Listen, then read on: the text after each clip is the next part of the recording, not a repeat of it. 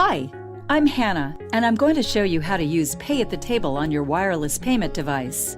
Everything you do on your point-of-sale system stays the same, but now when you're ready to take a card payment, instead of doing that on the POS, you can do it on the device right at the guest table.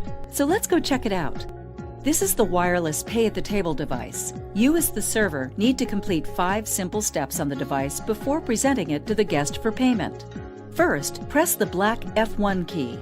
Next, enter the same server ID you use in the POS and then press the green Enter key.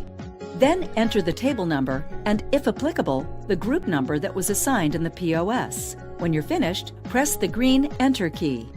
Next, press the number that corresponds to the guest check that needs to be paid.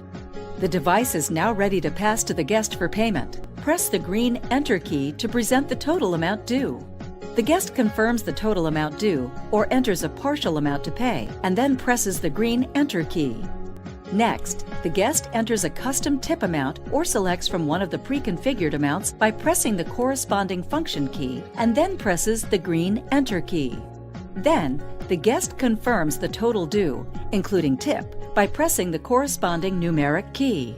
The guest now pays using their preferred payment option. They can swipe, insert their chip card, or tap the mobile wallet.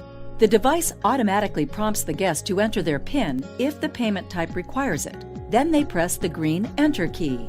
When the device prompts the guest to pass the device back, press the green Enter key to print the guest and merchant receipts to complete the transaction. If the transaction was a split check or partial payment, the device returns you to the guest check selection screen to repeat the process. That's it! You have successfully completed a Pay at the Table transaction.